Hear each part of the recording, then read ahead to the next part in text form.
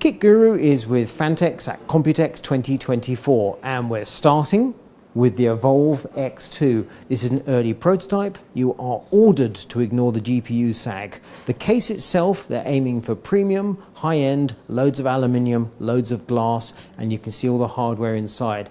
Very clean build.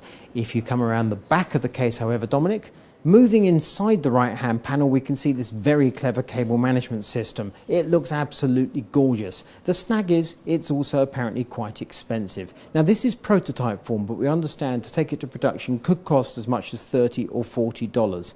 The thing is, the target price for the case is $150, and to meet that target price, this might have to go. I absolutely love these channels that guide the individual strands of cables. However, if it costs too much, we may not get to see this in the final production version, and the entire bang chute will be covered by a solid metal panel. The aluminium finish at the top and bottom, that is a surefire thing. However, we're also being shown this, we consider it to be a champagne look rather than copper. The question is, do we like it? Personally, I think if it was more copper-y, I would like it more. The champagne strikes me as slightly washed out, but who knows, I could be wrong. Comments, as ever, below, please. But the aluminium in the other system, I like that a great deal. And the lighting in the top of the case, along with all the ventilation, the hardware controls for the lighting functions, and the front panel I/O way down the bottom. These are all features we've grown accustomed to, and they all seem to work very well. Time for some budget cases. Eclipse G400A, G rather than P as we've become used. this is just under £100, euros, dollars, and around the front we can see behind the front panel 3 140mm fans, ARGB, away with that, and then we pull off the fine mesh dust filter behind, and you can see we've got channels that duct the air towards those fans, and it's a lovely clean look. And the promise obviously is that with the separate fine dust filter behind that front panel, it's going to keep all the dust out of your system. And we discover whether I can put a panel back on one-handed. So far so good. Look at that, almost professional. And there's a fourth 140mm fan in the rear of the case. And we have some accessories such as ARGB lighting strips inside the main chassis. Very nice and tidy. Now clearly it's going to come down to a review to decide how good it is. There's another version of this case, the Eclipse G400N, which costs another £30, euros, dollars, and that is right here. Couple of differences between the G400N and the G400A, which is that the 400N has glass on the main side, but also on the right-hand panel. And then in that right-hand glass, we have a window which is showing cable management. I'll move over to a stripped-down example to give you a clear view. However, the image on the wall also tells us, which is that they've added this cable management system, which sits like so, and then the cables run through. So there's that.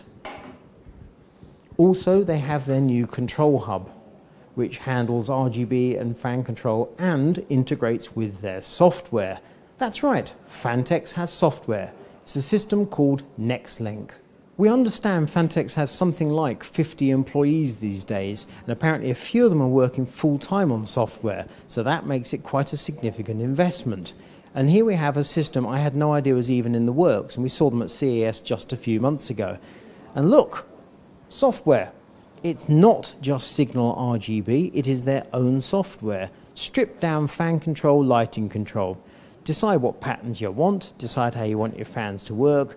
Yes, you can control all ports the same. You hit send to hub. There is the hub.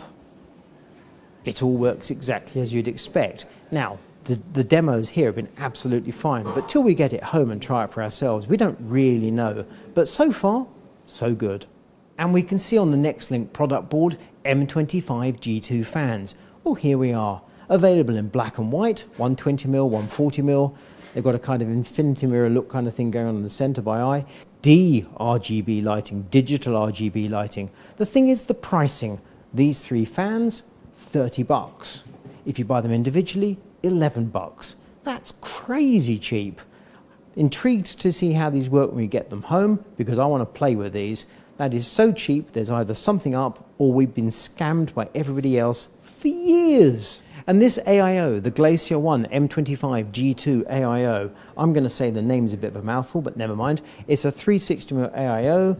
We have a cover on the pump housing, which does downdraft for PWM cooling, and the price is $129. Who knew that digital control could be so cheap? We know and love the NV9, and this is the Mark II, but when you look inside the NV9 with this fabulous build, you may not spot any differences.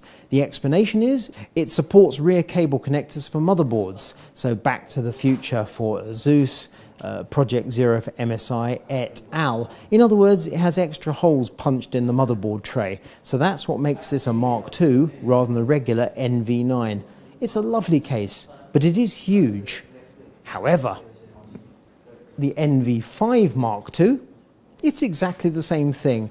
Extra holes to tidy up your cabling. Somewhat strangely to my mind, the NV7 has not yet been made into a Mark II. That's why there's a physical gap. NV5, NV9, there's no NV7.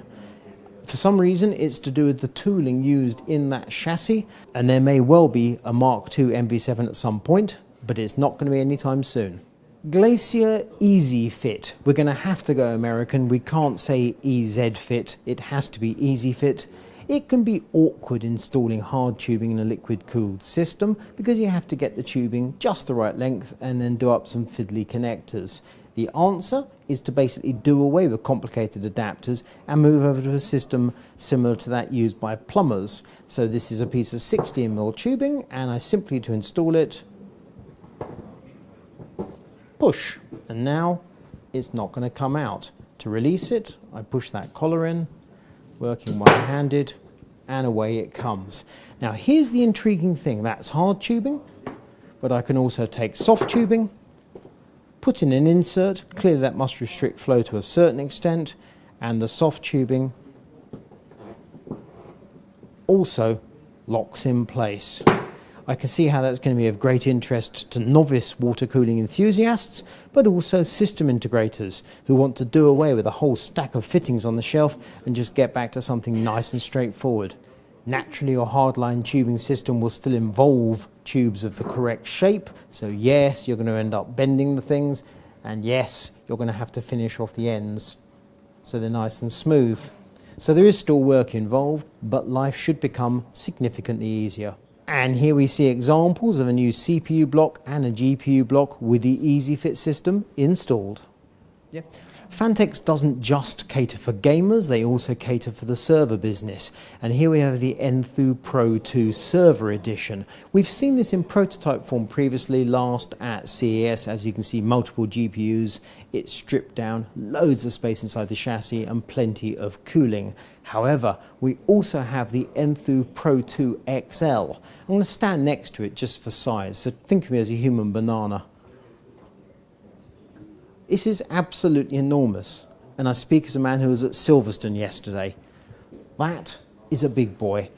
Dual chamber design, includes 10 PCI slots, and I can't think of any motherboard that requires more than that, up to 20 120mm fans or 15 140mm fans, and of course support for dual power supplies. Signing off in front of the Nexlinq board because I did not expect PHANTEKS to spring software on us. This is KitGuru at Computex 2024. Remember, it's kitguru.net on the web, and yes, we're on TikTok. Like, subscribe, and tell us you love us.